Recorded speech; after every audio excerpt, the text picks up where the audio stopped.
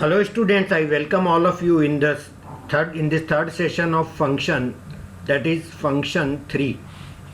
Right guys, तो function का ये जो सेशन है that I am going to explain. तो function 3 के अंदर सबसे पहले जो हम बात करेंगे वो बात करेंगे कुछ अच्छे ऐसे क्वेश्चंस की जिनको सॉल्व करना कंपलसरी है, क्योंकि एग्ज़ाम के अंदर वैसे क्वेश्चन बहुत आते रहते हैं। तो ऐसे ही कुछ क्वेश्चन मैं आपको एक्सप्लेन कर रहा हूँ। सबसे पहला एक सिंपल सा इजी क्वेश्चन लेते हैं अपन। f ऑफ x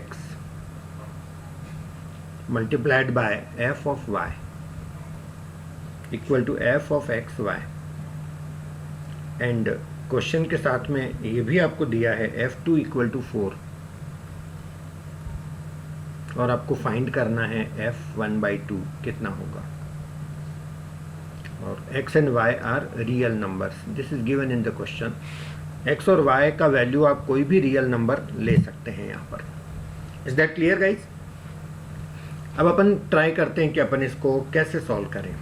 f1/2 लाना है, तो यदि मैं x को 1/2 ले लूँ, यहाँ भी 1/2 ले लूँ, तो f1/2 का होल स्क्वायर, और ये f1/4 आ जाएगा। बट मेरे पास f1/4 भी तो नहीं है, मेरे पास f2 है, वो कि 4 है। तो इसको कैसे अपन इस्तेमाल करें कि आंसर मेरा आ जाए। जस्ट मैं एक ट्राई मार रहा हूँ, x को 0 और y को 1, ये भी रियल नंबर है, ये दोनों लेके देखता हूँ मुझे क्या मिलता है। तो f0 और y को 1 ले लेता हूँ, तो f1 equal to f0 into 1, ये कॉमा नहीं है, सॉरी, x इंटू y है ये, तो ये f0 हो गया मेरा गाइस। Is that clear? तो f0 से मेरा f0 कैंसिल हो गया, तो मुझे f1 का वैल्यू मिल गया 1। ठीक है, तो ऐसे क्वेश्चंस में है कि कहीं से भी स्टार्ट तो करो, 0 1 यूजुअली ले लिया करो स्टार्ट में, तो कुछ तो आए। f1 का वैल्यू मेरे को मिल गया, और f2 का तो मेरे को दे ही रखा क्वेश्चन देने वाले ने 4, और मुझे लाना है 1/2 का वैल्यू, f1/2 का value. Is that clear guys? f1/2 का वैल्यू लाना है, इसका मतलब ये हुआ कि मेरे पास x और y में से कहीं एक जगह तो 1/2 मुझे लेना ही पड़ेगा, है ना। तो यदि मैं इन दोनों को 1/2 ले लूँ, अब तो f1/2 का होल स्क्वायर ये f1/4 आ जाएगा, जबकि मेरे पास f2 है ना। तो अल्टीमेटली मैं ऐसा क्या करूँ कि मेरे को मेरा आंसर मिल जाए। एनीवे, एक काम करते हैं, x को मैं ले लेता हूँ 2 और y को मैं ले लेता हूँ 1/2। ये मैंने कैसे सोचा अभी आपको समझ आ जाएगा। x को मैं 2 लेता हूँ तो ये f2 बनेगा, और ये मेरा f1/2 बनेगा y की जगह, और ये मेरा ये 1 बन जाएगा। मैंने सोचा क्यों ना एक नंबर को दूसरे का रेसिप्रोकल ले लो, ताकि प्रोडक्ट यहाँ 1 आ जाए, और f1 मेरे पास ऑलरेडी है, और ये 2 और 1/2 लिया क्योंकि 1/2 का तो मुझे वैल्यू ही निकालना है। Is that clear? और ये इसलिए लिया मैंने कि इसका वैल्यू मेरे पास अवेलेबल है। तो ये हल्का फुल्का प्रैक्टिस से तो आता ही है, और लगती है प्रैक्टिस इनके लिए। 4 times f1/2 equal to f1, और f1 तो निकाल चुके हैं अपन 1 गाइस, तो मेरा आंसर आ गया f1/2 इक्वल टू 1/4। तो इस तरह से अपन ये प्रॉब्लम्स को सिंप्लीफाई कर सकते हैं।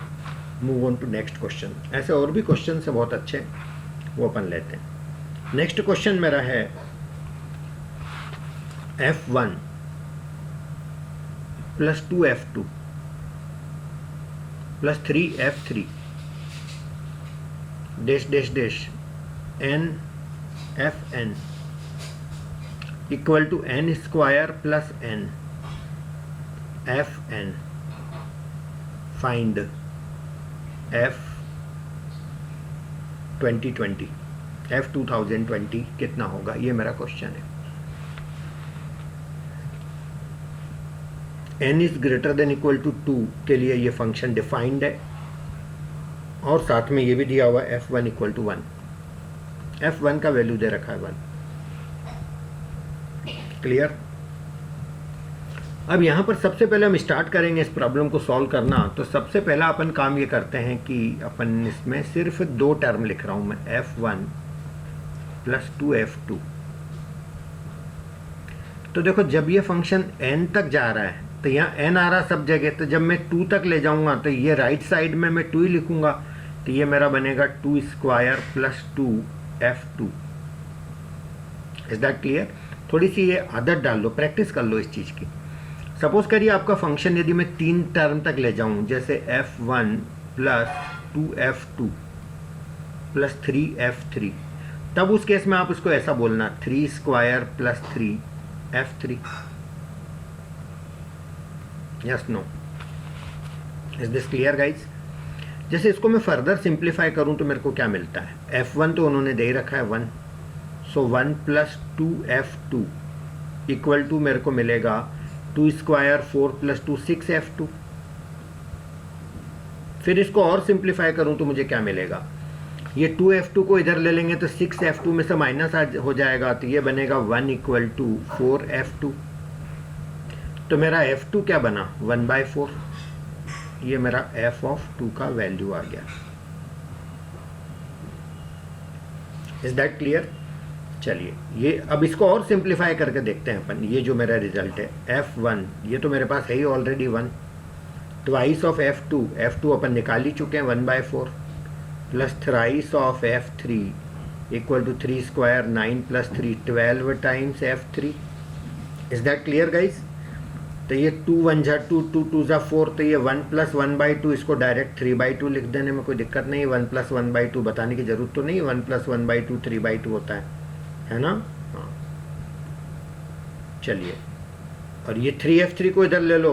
चलो एक स्टेप तो लिख ही दें, अगली स्टेप में कर लेंगे ऐसा। ये मेरा 12 टाइम्स f3 हो गया, तो ये मेरा 3/2 इक्वल टू ये 3f3 को इधर ले लो तो बचेगा क्या, 9f3। तो ये मेरा 3 3 जा 9 हो गया, ये 3 को भी अपॉन में ले लो तो 1/6 मेरा आ गया f3। Is that clear guys? तो कुछ क्वेश्चंस ऐसे होते हैं जहां पर आपको कहीं ना कहीं कुछ क्ल्यू मिलता है ना? वो क्ल्यू क्या है मैं कोशिश करता हूं आपको बताने का।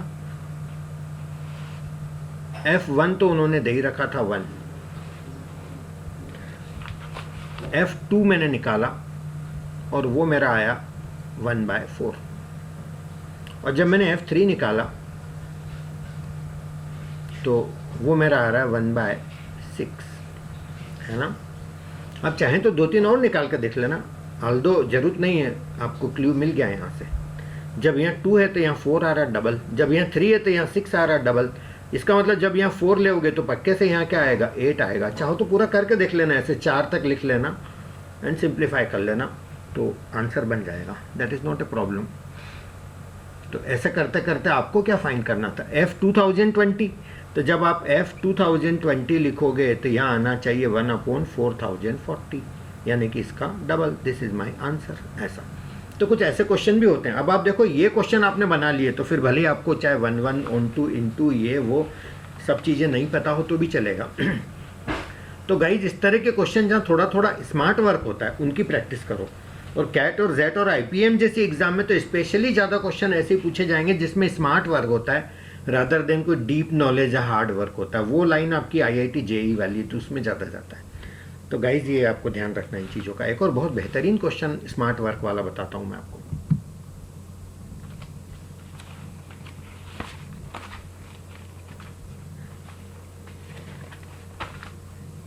S1 एक सेट है, इसके एलिमेंट्स हैं F1 F2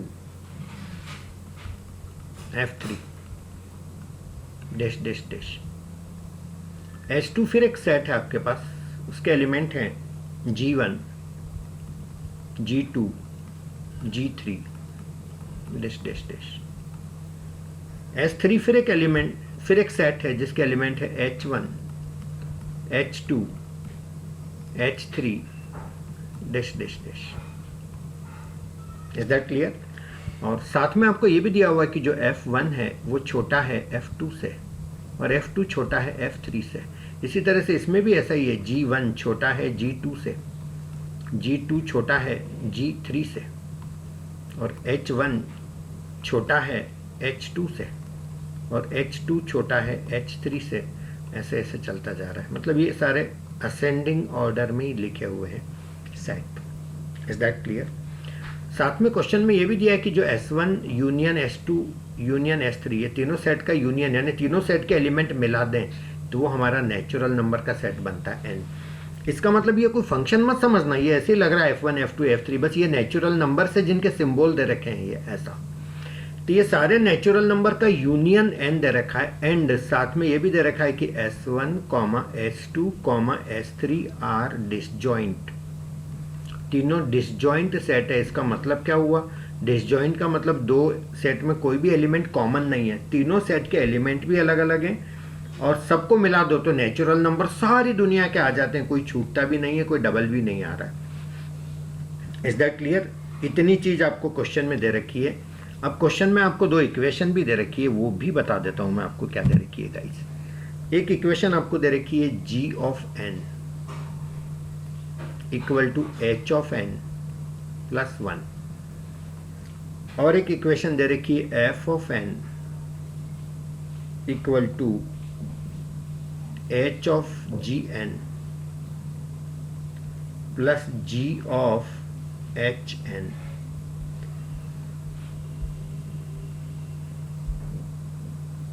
h of gn plus g of hn, और यहां लिख रखा इफ n इज ऑड।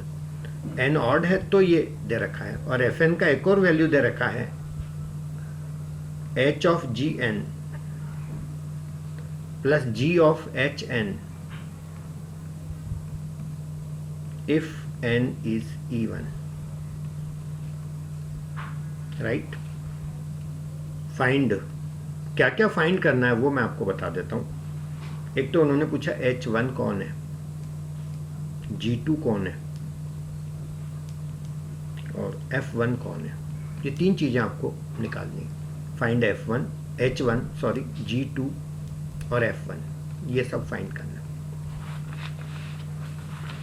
बहुत अच्छा क्वेश्चन। कई बार हम इतनी बड़ी स्टोरी देख के डर जाते हैं, पर ऐसा नहीं है। आप उसको थोड़ा सा समझ के ट्राई करें सॉल्व करने की, तो बन भी जाते हैं ऐसे क्वेश्चन, और बड़ी खुशी होती जब हो जाती है। 3 क्वेश्चन है इसी क्वेश्चन के साथ, तो 3 क्वेश्चन का सेट सामने वाले ने बना रखा है।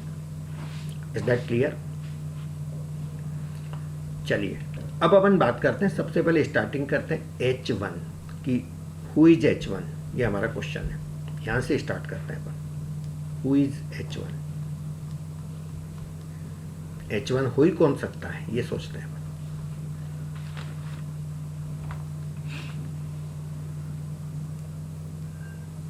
मैं मान लेता हूं कि h1 है 1, तो h1 को यदि मैं 1 लेता हूं तो ये जो g1 है मेरा क्या बनेगा? 1 प्लस 1 g1 मेरा 2 बन जाएगा, है ना।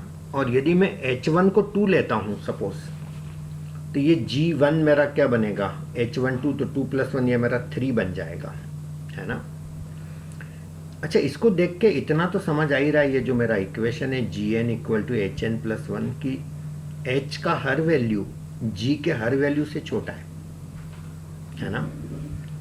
और एक बात, इसको देख के समझ आता है, f की इन दोनों इक्वेशन को देख के समझ आता है कि h का हर वैल्यू f के वैल्यू से तो छोटे ही होंगे, क्योंकि इन दो चीजों का टोटल f का वैल्यू दे रहा है। Is that clear? इसका मतलब यह हुआ कि मैं h1 को 1 के अलावा कुछ ले ही नहीं सकता, क्योंकि यदि 1 h1 नहीं है तो और कोई 1 हो ही नहीं सकता। अब कोई बोलेगा सर अपन h2 को 1 कर दें, तो अब h2 को 1 कर दोगे तो ये h1 तो इससे भी छोटा है, तो ये 0 हो जाएगा, या कोई भी छोटा नंबर हो ही नहीं सकता, क्योंकि स्टार्ट ही नेचुरल नंबर से हो रही है, सब है तो नेचुरल नंबर है ना। आप बोल दोगे सर 1 इसको ले लें क्या, g1 को? यदि आप g1 को 1 लेना चाहोगे तो यहाँ पुट करके देखो, g1 को 1 रखोगे तो h1 आपका 0 आ जाएगा, तो अगेन वो प्रॉब्लम देगा। और f1 तो वैसे भी 2 से कम तो हो ही नहीं सकता f1, क्योंकि f वाले फंक्शन तो 2 का टोटल है, और ये तो 3 का टोटल है। सॉरी, ये मैंने +1 नहीं लिखा था, ये +1 और है यहाँ पर। Is that clear guys? तो ये पक्का हो गया कि 1 और कोई नहीं हो सकता। तो ये मैं पहले यहाँ पे काउंटिंग लिख देता हूँ, 1 2 3 4 5 डैश डैश डैश। तो 1 का तो पता चल गया। 1 कौन है? h1 है। सारे लॉजिक यही बोलते हैं कि h1 ही होगा 1, और कोई हो ही नहीं सकता। चलिए, यदि पक्का हो गया कि h1 1 है, तब मेरी जो ये इक्वेशन है gn equal to hn plus 1, तो इस इक्वेशन से मैं बोल सकता हूं कि g of 1 equal to h of 1 plus 1। और H1 यदि 1 है तो 1 + 1 2, तो मेरा G1 हो गया 2। तो 2 का भी पक्का पता चल गया। 2 कौन है? G1। Is that clear? चलिए अब अपने को एक अभी G2 पता करना बचा है। ओके, अभी G1 पता चला है, तो G2 = H2 + 1 हो जाएगा। पर H2 तो उन्होंने मांगा ही नहीं है, H2 मांगा ही नहीं है। अब अपन एक काम करते हैं, अपन ये पता करने का ट्राई करते हैं कि हु इज 3, इस पे कॉन्सेंट्रेट करते हैं। क्वेश्चन क्या है मेरा? Who is 3।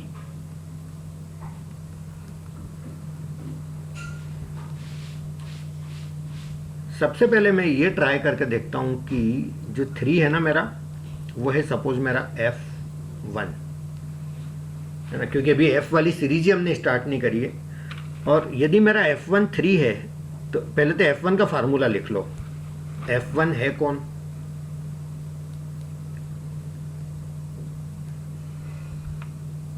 ये n ऑड है ना यहाँ पर, तो F1 हो जाएगा मेरा H(G1) है ना गाइस, प्लस G(H1). तो F1 को यदि मैं 3 मानता हूं तो ये मेरा H(G1) और G1 मेरा 2 है, तो ये मेरा हो जाएगा H2 प्लस G(H1) और H1 मेरा 1 है, तो ये मेरा G(1) हो गया। और G(1) तो मैंने निकाल चुका हूं 2, तो ये 2 हो गया मेरा। तो 3 = H2 प्लस G1 मेरा 2 है, 2 इधर जाएगा तो H2 हो जाएगा मेरा 1। और ये हो नहीं सकता H2 1, क्योंकि 1 तो मेरा H1 है, और ये कॉन्ट्रडिक्शन हो गया। इसका मतलब पक्का हो गया कि ये F1 तो नहीं है 3, है ना। H1 हो ही गया, G1 ऑलरेडी हो ही गया। तो अब अपन इसको ट्राई मार के देखते हैं कि कहीं ऐसा तो नहीं कि ये 3 मेरा ये हो G2। Is that clear? चलिए अब यदि मैं इस G2 को 3 लेके देखता हूं तो G2 = क्या हो जाएगा मेरा? G2 = यहां रख लें H2 + 1।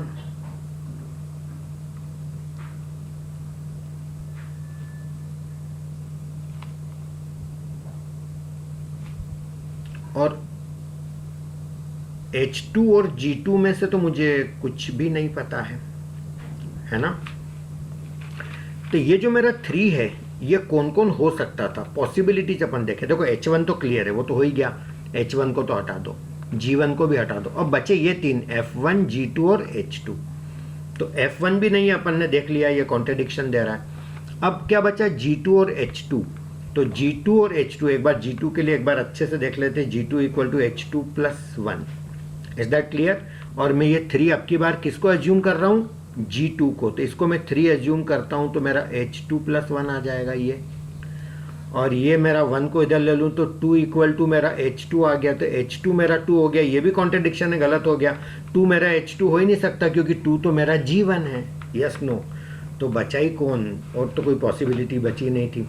इसका मतलब जो 3 है वो F1 नहीं हो सकता, वो 3 मेरा G2 नहीं हो सकता, तो वो 3 हो ही कौन सकता है? H2।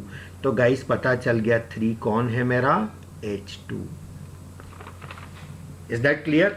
अब आप बोलोगे सर 3 ये भी तो हो सकते हैं, H3 यदि 3 होगा तो H2 इससे कम 2 कहाँ से होगा? फिर वो तो 2 तो ऑलरेडी मेरा ऑक्यूपाइड है, तो वो चल तो सारे असेंडिंग ऑर्डर में ही रहे। तो पक्का हो गया कि मेरा 3 कौन है? H2 है। चलो ये 2 तो पता चल ही गए, तब F1 निकालना शायद बन जाए। अब F1 निकाल के बताता हूँ मैं F1 क्या होगा। देखो गाइस, F(1) इसमें पुट करूँ फार्मूले में, Fn के फार्मूले में F(1) यानी ऑड वाला ये लगेगा मेरा, है ना। हाँ, ये मैं समझा रहा हूँ इसलिए वक्त भी लग रहा है। आप प्रैक्टिस करोगे फिर दिक्कत नहीं आएगी, एक बार समझ लो पूरा अच्छे से। F(1) = H(G1) यही है ना, प्लस G(H1). अब फटाफट आ जाएगा आंसर गाइस। H(G1) कौन है गाइस? बोलो जल्दी जल्दी जल्दी। G1 मेरा है ये 2, H2 प्लस G(H1). H1 कितना है मेरा गाइस? 1। और H(2) h2 ये आ गया मेरा 3 और g ऑफ 1 ये मेरा 2, 3 + 2 5, तो f1 आ गया 5। तो ये तीनों आंसर आ गए मेरे, h1 आ गया, g2 आ गया और f1 आ गया गाइस। Is that clear? तो ये बहुत बहुत बहुत मेरा फेवरेट भी क्वेश्चन है और वैसे भी बहुत अच्छा क्वेश्चन है।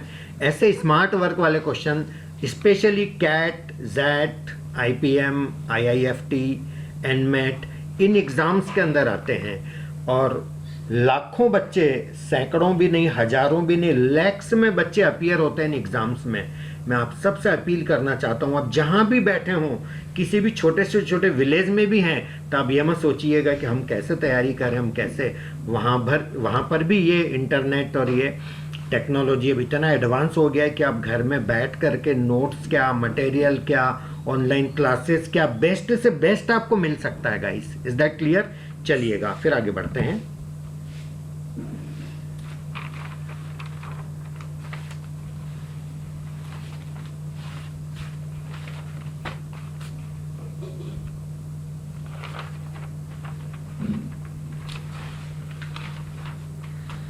यस गाइस, फंक्शन के अंदर कुछ फार्मूले याद रख लीजिएगा बस। सबसे पहला फार्मूला, नंबर ऑफ एलिमेंट किसी ए सेट के अंदर सपोज करो m है, एंड नंबर ऑफ एलिमेंट किसी बी सेट के अंदर सपोज करो n है। तो छोटे छोटे फार्मूले बस इतने से याद रख लेना। Number of functions from A to B,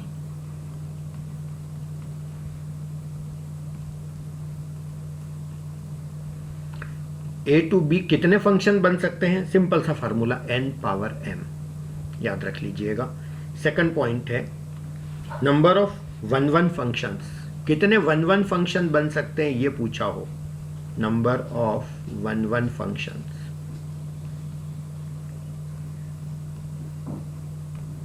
equal to npm। Is that clear? कब ऐसा होगा? जब n is greater than equal to m।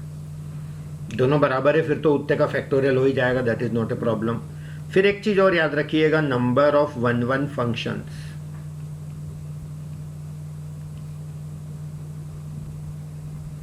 Equal to 0 when n is less than m। इस चीज को समझ भी सकते हैं कि किसी सेट में मान लो 2 एलिमेंट हैं और किसी सेट में एक ही एलिमेंट है, तो यहाँ पर कम एलिमेंट है, तो यदि ये इसकी इमेज बन गई तो इसकी इमेज में लाऊंगा कहाँ से? तो ये 1-1 फंक्शन बन ही नहीं सकते हैं यहाँ पर। Is that clear guys?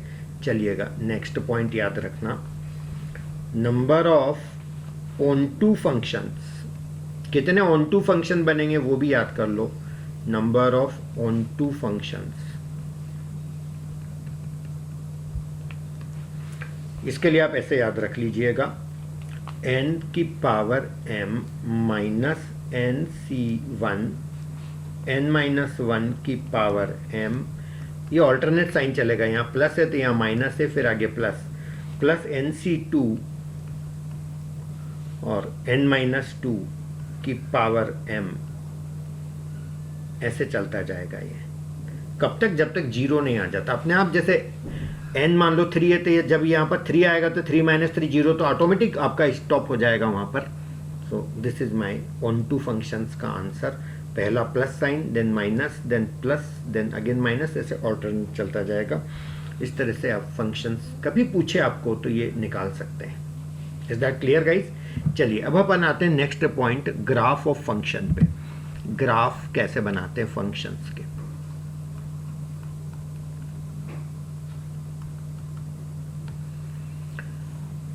सबसे पहले मैं वही वाले ग्राफ लेता हूं जो एग्जाम में ज़्यादा प्रॉब्लम भी देते हैं, समझना भी जरूरी होता है और उनसे रिलेटेड क्वेश्चन भी पूछे जा सकते हैं। तो सबसे पहले मैं बात करूंगा y equal to mod x, fx नहीं लिख के y लिख देता हूं मैं, एक ही बात है। तो y equal to mod x, इसका ग्राफ कैसा होता है वो देखो जरा। ये मेरा x और y एक्सिस में ले रहा हूँ और इसका ग्राफ बनाने के लिए मैं सबसे पहले ये अज्यूम करता हूँ कि यदि मेरा x सपोज 0 है तो मेरा y भी 0 बनेगा। जब भी आप ग्राफ बनाते हैं तो आपको पॉइंट्स ले लेना चाहिए, यही करते हैं अपन गाइस, यस नो? तो यदि मैं x को 0 लेता हूँ तो मेरा y कितना मिलेगा मेरे को? 0। और यदि मैं x को 1 लेता हूँ तो y कितना मिलेगा? 1। x को 2 लेता हूँ तो y कितना मिलेगा? 2। और x को -1 लेता हूँ तो y कितना मिलेगा मेरे को? तो भी 1, क्योंकि माइनस का मॉडुलस भी प्लस होता है। तो इस तरह से मैं देख रहा हूँ कि मेरा जो ग्राफ बनेगा वो 0 पे तो 0 आएगा, 1 पे मेरा 1 यानी कि यहाँ कहीं आएगा, 2 पे मेरा 2 तो यहाँ कहीं आएगा, 3 पे 3 यानी ऐसी ब्रांच इधर बनेगी और ऐसी माइनस में भी इधर ऐसी की ऐसी बन जाएगी। ये मेरा ग्राफ है y equal to mod x का। बहुत छोटी छोटी चीज़ें हैं, आप समझते जाइएगा, कोई प्रॉब्लम नहीं आएगी, समझ आएगा। ग्राफ बनाना तो आता ही है ना यार, ये तो अपन सीखते ही हैं। ये मेरा x एक्सिस है और ये मेरा y एक्सिस है। तो ये जो मॉड x का ग्राफ है ना वो ऐसा v शेप का बनता है, याद रख लेना ऐसा। नेक्स्ट मेरा ग्राफ है guys y equal to mod x minus 1। तो इसका जो मैं ग्राफ बनाऊंगा वो देखो y equal to mod x minus 1। फिर इसका ग्राफ बनाना है, तो यहाँ पर देखो x को एक बार अपन ले लेते हैं, x और y यहाँ पे लेते जाते हैं ना, x को 0 ले लेते हैं, ये माइनस 1 आ गया, 1 ले लेता हूँ तो 0 आ गया, 2 लेता हूँ तो 1 आ जाएगा, 3 लेता हूँ तो 2 आ जाएगा। Is that clear? अब एक बार माइनस के वैल्यूज भी लेके देख लेते हैं। माइनस 1 लेता हूँ तो ये माइनस 1 1 पे 0, माइनस 1 पे भी फिर 0 आ जाएगा ये, है ना गाइज। माइनस 2 ले लेते हैं तो माइनस 2 का मॉड प्लस 2 माइनस 1, माइनस 2 पे फिर 1 आ रहा है ना। तो इसका ग्राफ अपन प्लॉट करके देखते हैं यहाँ पर कैसा बनता है। 0 पे मेरा आ रहा है माइनस 1, तो ये मेरा इस जगह ही आएगा कहीं, यस नो गाइस। 0 पे माइनस 1, 1 पे 0, तो ये 1 पे 0 मेरा यहाँ कहीं ले लेता हूँ 1 0, है ना। और 2 पे 1, तो 2 पे फिर ये ऊपर उठ रहा है थोड़ा 1 ऐसा। तो इतना सा देख के समझ आ गया कि ये ऐसे जा रहा है, इधर का समझ आ गया। चलो अब अपन लेते हैं माइनस 1 का, निगेटिव साइड में चलते हैं। माइनस 1 पे मेरा 0 दे रहा है, तो माइनस 1 पे मेरा यहाँ आएगा इस जगह। माइनस 2 पे मेरा कितना दे रहा है 1, तो माइनस 2 पे फिर मेरा ये थोड़ा ऊपर उठ रहा है 1 यहाँ पर ऐसे। Is that clear? तो ये ऐसा जाएगा ये ग्राफ इस तरफ।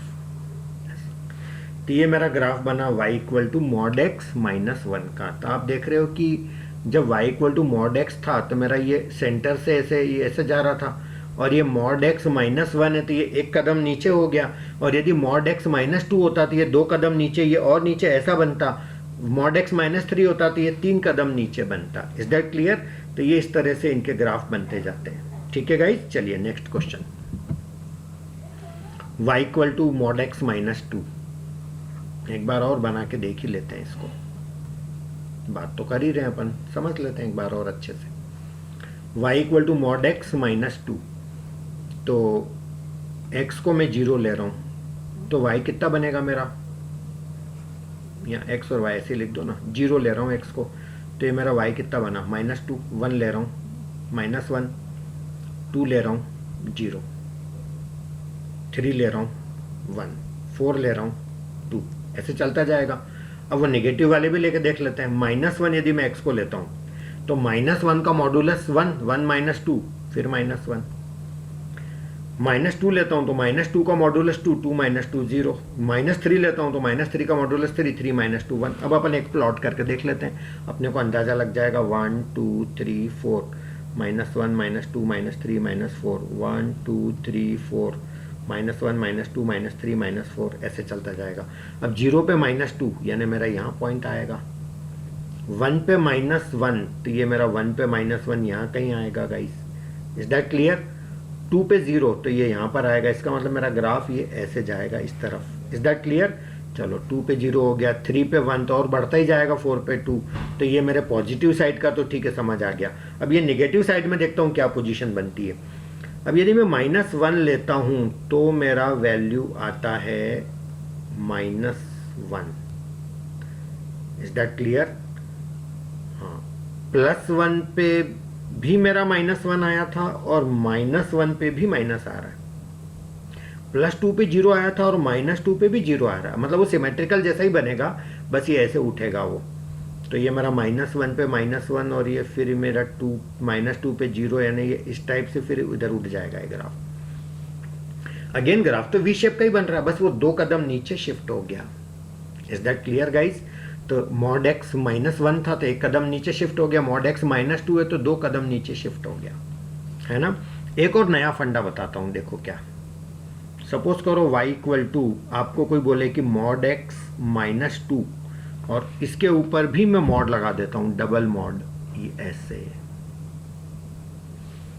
Is that clear? तो जब ऐसी सिचुएशन हो तो पहले अंदर वाला प्रॉब्लम सॉल्व करो, उसके बाद सोचो बाहर में एक और मोड है तो क्या होगा। तो मॉड x माइनस 2 का तो मेरे पास रखा ही है इसका ग्राफ, तो पहले इसका ग्राफ मैं आपको दिखा देता हूँ। इसका ग्राफ कैसा था?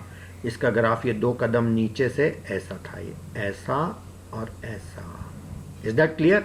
अब यदि इसके अंदर भी आप मॉड लगाते हो तो इसका ग्राफ का जो ये नीचे वाला पोर्शन है, ये वाला, ये ऊपर उठ जाएगा ऐसे, इधर इधर इधर ऐसे, ये याद रखना। तो ये ऊपर उठने के बाद कैसा दिखेगा वो मैं आपको वो भी बता देता हूँ। ये आपका ये जो पोर्शन था नीचे वाला, ये इस पर डॉटेड लाइन से दिखा देता हूँ मैं इसको। ये मेरा ऐसे आ रहा था, ये मेरा ऐसे आ रहा था, और ये जो पोर्शन है मेरा नीचे वाला, ये ऊपर से मॉड लगा है, मतलब फाइनल आंसर कभी निगेटिव नहीं आएंगे, तो ये भी मेरा ऊपर उठा लो ऐसा। मतलब जैसा का जैसा नीचे था बिल्कुल मिरर इमेज टाइप ऊपर उठा लो इसको एक्सिस मान के, तो ये डब्ल्यू जैसे शेप का ये बनेगा मेरा इसका graph. Now this is the answer of this question. ये नीचे वाला पोर्शन नहीं आएगा। Is that clear guys? समझ में आ गई बात? इसको हटा ही देते हैं ना, कोई कंफ्यूजन अब नहीं होना चाहिए। वो सिर्फ मैंने सिखाने के लिए ये ऐसा करा था।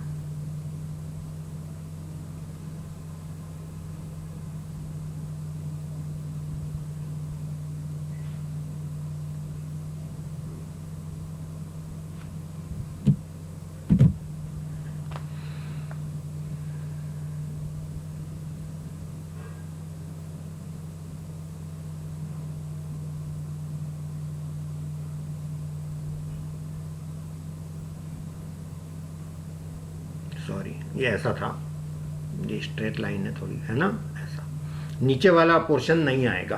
तो इस टाइप का इसका ग्राफ बनेगा। चलिए और आगे बढ़ते हैं। y इक्वल टू मॉड के अंदर x माइनस 1 ऐसा है। अब बताओ इसका ग्राफ कैसा बनेगा? फिर अपन देखते हैं इसका ग्राफ बना के। कुछ भी लोड नहीं लेना आपको, कोई याद तो रखना नहीं है। 2 4 5 पॉइंट्स ले लोगे तो आपको आइडिया लग ही जाएगा इसका, है ना। चलो x को 0 लेता हूं तो y कितना मिला? 0 माइनस 1 मॉडुलस 1। x को 1 लेता हूँ तो ये 0, x को 2 लेता हूँ तो ये 1, 3 लेता हूँ तो ये 2। एक बार x को, ये तो पॉजिटिव वाले हो गए, एक बार माइनस 1 लेके देखता हूँ x को, तो माइनस 1 माइनस 2 का मॉडुलस 2, माइनस 2 लेके देखता हूँ तो माइनस 3 का मॉडुलस 3, माइनस 3 लेता हूँ तो ये मेरा 4 बना। बस प्लॉट कर दो और क्या। 0 पे 1, 0 पे 1 यानी ये ऐसा, 1 पे 0 ऐसा, 2 पे 1 फिर ऊपर उठ गया है ऐसा। मतलब पहले ऐसे जा रहा है फिर ये ऐसे जा रहा है ना।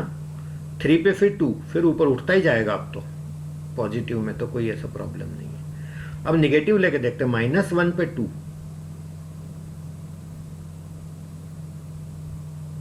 -1 पे 2, 0 पे 1 था, -1 पे 2 यानी ऐसा कहीं आएगा मेरा, सॉरी, ठीक है ना। तो -1 पे 2 तो ये मेरा ऐसा, तो ये कुल मिला करके मेरा जो ग्राफ है वो ऐसा जाएगा, ऐसा। अब आप देखो y equal to mod x क्या था? ऐसा था ये। अब मॉड x -1 हुआ तो ये एक कदम राइट में शिफ्ट हो गया इधर, ये ऐसा, वही का वही एग्जैक्टली। यदि ग्राफ ऐसा बना, मान लो y इक्वल टू इसका बनाना मॉड ऑफ x माइनस 2, तो जैसे ये 1 था तो एक कदम राइट में शिफ्ट हो गया, तो ये 2 है तो 2 कदम राइट में शिफ्ट होकर के ग्राफ कैसा बनेगा? 1 2, ये 2 कदम राइट में शिफ्ट होगा तो ये ऐसा, इस टाइप से बनेगा ये y इक्वल टू ऐसा हो जाएगा। Is that clear guys? यदि आपको ऐसा पूछा हो कि y इक्वल टू मॉड के अंदर x प्लस 1, इसको भी समझ लेते हैं इसका ग्राफ कैसा बनेगा गाइस। अब देखो यदि आपको ऐसा लेना हो mod equal to x plus 1, अब x को 0 लेंगे तो y कितना बन रहा है मेरा? 1, ये 0 पे 1 और 1 पे कितना बनेगा? 2, 2 पे कितना बनेगा? 3, ऐसे जाएगा। एक बार नेगेटिव भी लेके देख, -1 पे कितना बनेगा? 0, तो ये यहाँ पर आ गया। -2 पे क्या बनेगा? -2 प्लस 1, -1 का मॉड 1, समझ रहे हो ना। अभी ऐसे ऊपर जाएगा। तो आप देखो जब मैंने x -1 लिया था तो ये राइट में शिफ्ट हुआ, और जब मैं x प्लस 1 ले रहा हूँ तो ये लेफ्ट में एक कदम शिफ्ट हो गया। तो यदि y equal to x plus 2 लेंगे मॉड के अंदर तो ये मेरा किधर शिफ्ट हो जाएगा? और एक कदम इधर शिफ्ट हो जाएगा, ऐसा।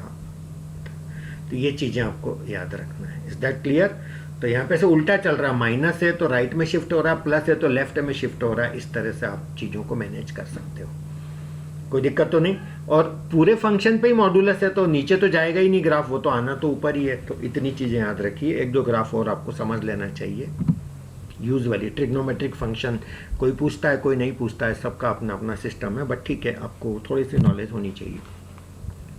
y equal to sine x है ना, ये ट्रिग्नोमेट्रिक फंक्शन है मेरा, और ट्रिग्नोमेट्रिक फंक्शन का ग्राफ देखो ये ऐसा बनेगा, x और y। साइन 0 0 होता है तो 0 पे वैल्यू 0 देगा। अब साइन 30 डिग्री मतलब π/6 लेता हूँ मैं, तो उस पर वैल्यू मेरा 1/2 बनेगा। 45 डिग्री मेरा π/4 होता है, तो π/4 पे मेरा बनेगा 1/√2। Is that clear? फिर बनता है मेरा 45 के बाद 60 डिग्री π/3, तो π/3 पे मेरा बनता है √3/2। फिर मेरा 90 डिग्री यानी π/2 पे मेरा वैल्यू आता है कितना, 1। और जैसे ही आप π/2 के फिर आगे चलेंगे तो आप कौन से क्वाड्रेंट में आ जाएंगे, सेकंड क्वाड्रेंट में। अगेन सेकंड क्वाड्रेंट में मेरा साइन क्या रहेगा, 90 डिग्री के बाद मेरा जो डिग्रीज आते जाएंगे सेकंड क्वाड्रेंट में, साइन और कोसेक मेरे क्या रहते हैं, बोलिए, पॉजिटिव रहते हैं ना, तो मुझे पॉजिटिव रिजल्ट्स ही मिलेंगे, है ना। और उसके बाद 180 के बाद फिर पोजीशन क्या आएगी, फिर नेगेटिव रिजल्ट्स आने लग जाएंगे। तो यदि अपन इसका ग्राफ बनाए तो इसका ग्राफ कैसा बनेगा वो देखो आप, ये मेरा x एक्सिस, ये मेरा y axis. Is that clear guys? और मैं जितने भी मेरे x वैल्यूज हैं वो x एक्सिस में लेऊंगा, तो ये मेरा 0, ये सपोज करो मेरा है π/2, ये मेरा है π/2 मतलब 90 डिग्री, तो π/2 यहाँ, तो π/4 इसका जस्ट हाफ आधे पे आएगा, वो π/3 तो और पहले आएगा, π/6 सॉरी और इधर आएगा, और π/3 यानी 60 डिग्री, ये 45 है, यहाँ कहीं आएगा। Is that clear guys? तो ये क्या होता है कि 0 पे तो 0 ही देता है वैल्यू, और ये मेरा π/2 90 डिग्री पे 1 होता है, तो ये मेरा मान लो 1 है। तो ये पहले 9 इंक्रीज होता होता होता होता ये 90 डिग्री जब होएगा तो ये 1 पे अचीव, 1 से ज़्यादा साइन का वैल्यू होता ही नहीं है। Is that clear guys? तो ये 1 पे आ गया, फिर उसके बाद ये गिरना स्टार्ट करता है 90 डिग्री के बाद 180 डिग्री पे फिर से 0 हो जाता है। क्यों होता है ये भी समझा देता हूँ। साइन 180 यानी साइन 90 प्लस 90, और sine 90 plus theta cos theta होता है, ये कॉस 90 हो गया, कॉस 90 0। जिनको ये बातें नहीं समझ आ रही वो मेरा ट्रिग्नोमेट्री का वीडियो देखे प्लीज़, है ना, उसमें सारी चीज़ें मैंने समझा रखी है। तो ये मेरा गिर करके वापस कहाँ आ जाएगा, यहाँ 0 पे आ जाएगा, फिर ये नीचे से ऐसे ऊपर उठना चालू होगा, तो ये ऐसे ऐसे ऐसे ऐसे चलता ही जाएगा, ये ऐसा चलता है। और फिर ये नेगेटिव डायरेक्शन में चलेंगे तो फिर अपना फिर ये -1 है मेरा, ये π/2 है तो ये मेरा -π/2 है। तो जैसे प्लस π/2 पे ऊपर उठ रहा 1 तक, वैसे -π/2 पे -1 नीचे इधर यहाँ कहीं आ जाएगा, ऐसा ऐसा। फिर यहाँ से वापस वो -π पे वापस यहाँ पर आ जाएगा, ऐसे ऐसे ऐसे ऐसे, ये जिगजाग ऐसे ऐसे ऐसे ग्राफ इसका साइन एक्स का चलता है गाइस। Is that clear? ठीक इसी तरह से कोई आपको बोले कि y equal to cos x का ग्राफ कैसा होगा, तो वो भी आप बना सकते हैं आराम से। कॉस एक्स के ग्राफ में क्या होगा कि वो 0 पे 1 दे देगा, 0 पे हाईएस्ट होता है, उसके बाद वो ऐसा ऐसे ऐसे चलता जाएगा इस तरह से। तो ये ग्राफ कोई का भी आप बना सकते हैं, that is not an issue. Is that clear? एक दो छोटी छोटी बातें और पढ़ लो, उसके बाद इसको हम खत्म करते हैं। तो y एक होता है GIF जिसको हम बोलते हैं ग्रेटेस्ट इंटीजर फंक्शन, उसका भी ग्राफ बना सकते हो, y इक्वल टू ऐसा, इस टाइप का। अब इसका मतलब क्या होता है वो भी समझ लो। GIF का मतलब ये होता है कि जैसे मान लो इसके अंदर आप लिखोगे 1 तो इसका आंसर आएगा 1, इसके अंदर लिखोगे 1.1 तो इसका आंसर तब भी 1 आएगा, मतलब इससे जस्ट छोटा ग्रेटेस्ट इंटीजर। 1.2 लिखोगे तो भी 1 आएगा, इवन 1.99 लिखोगे तो भी 1 आएगा। जैसे ही 2 लिखोगे तो उसका GIF 2 आ जाएगा। तो ये ऐसा चलता है guys. Is that clear guys? तो ये मेरा ग्राफ है ग्रेटेस्ट इंटीजर फंक्शन का। कोई बता सकता है -1.5 है ना, तो कई लोग इसको बोल देते हैं -1, जबकि ये -2 आएगा। नंबर लाइन की स्टडी करा करो अच्छे से, 0 -1 -2 -1.5 यहाँ कहीं आएगा, इससे जस्ट छोटा इंटीजर यही हुआ ना -2 ऐसा। अब इसका ग्राफ बना लेते हैं अपन, ग्राफ पे इसको प्लॉट करेंगे गाइस। तो 1 पे 1 आ रहा है, 1 पे तो 1 आ रहा है, ये रहा मेरा 1। तो 1.1 पे भी 1, तो ये मेरा सपोज 2 है, तो 1.1 यहाँ कहीं आएगा तब भी 1, तो ये लाइन एकदम ऐसी चलेगी। और जैसे 2 पे आएगा ये एकदम जंप मार करके 2 पे आ जाएगा, ऐसा ये 2 पे यहाँ आ जाएगा एकदम सडनली। 1.99 तक ये 1 चलता रहेगा 2 पे, फिर ये आपकी इसी स्टेप बनेगी, फिर 3 पे फिर जंप लगाएगा। तो इस स्टेयर केस जो होते हैं ना वैसे दिखेगा, सीढ़ियों की तरह इसका ग्राफ दिखता है। 0 पे 0 ही बनेगा, 0 से 1 के बीच में ऐसी सीढ़ी बनेगी ऐसा, फिर आप नेगेटिव में चलेंगे तो ये ऐसे चलता जाएगा इस तरह से सीढ़ियाँ। सो this is greatest integer function. एक लास्ट पॉइंट और जो थोड़ा बहुत पता होना चाहिए वो होता है एक ऑड फंक्शन और एक इवन फंक्शन। किसी फंक्शन में x की जगह -x रख दो फिर भी वो fx के बराबर आ जाए तो ऐसे फंक्शन को बोलते हैं इवन। और किसी फंक्शन में -x रख दो x की जगह और आंसर के साथ भी माइनस लग के आ जाए तो ऐसे फंक्शन को बोलते हैं ऑड फंक्शन। एक एग्जाम्पल से मैं आपको समझा देता हूँ, जैसे fx = x²। ये तो इवन पावर है तो यूं ही दिख रहा है इवन फंक्शन आएगा ही आएगा। f(-x) करो तो -x का होल स्क्वायर अगेन वही आ गया, तो ये दोनों सेम हो गए, मतलब ये इवन फंक्शन है। fx is even. Is that clear guys? एक ऑड फंक्शन का एग्जांपल दे देता हूं। ऑड फंक्शन का एग्जांपल क्या होगा वो भी देख लो। fx = x³ तो x की पावर -x = -x का होल क्यूब क्या बनेगा? -x³। तो देखो वही चीज आ गई पर साथ में क्या लग गया? माइनस लग गया इसके, तो इसका मतलब ये फंक्शन कैसा हो गया? ऑड फंक्शन हो गया। तो कई लोग सोचते हैं कि दुनिया में ऐसे ही जो पावर इवन वाले होते हैं वही इवन होते होंगे, पावर ऑड वाले वही ऑड होते होंगे, ऐसा लोग परसेप्शन बना लेते हैं। ऐसा नहीं है गाइस। fx = cos x ये भी इवन फंक्शन है, भले ट्रिग्नोमेट्री का है तो क्या हुआ, आप x की जगह -x रखोगे तो ये आएगा cos of -x, मगर cos of -x cos x ही होता है, तो ये मेरा इवन फंक्शन है। Is that clear? यदि मैं आपको बोलूँ fx = sin x तो ये मेरा ऑड फंक्शन है। ट्रिग्नोमेट्री का सेशन आपने देखा हो तो f of -x करूंगा तो sin of -x मेरा क्या बनेगा? -sin x बनेगा, तो ये माइनस लग के वही चीज आ गई, तो ये मेरा कैसा फंक्शन है गाइज? ऑड फंक्शन है। Is that clear?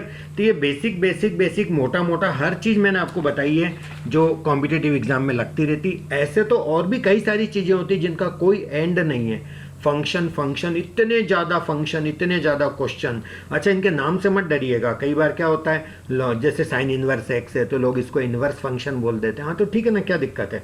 जैसे अपन बोलते हैं ना 5x² + 2x + 1 = 0, ये क्वाड्रेटिक इक्वेशन है तो इसमें = 0 मत लिखो, तो ये मेरा हो गया क्वाड्रेटिक फंक्शन।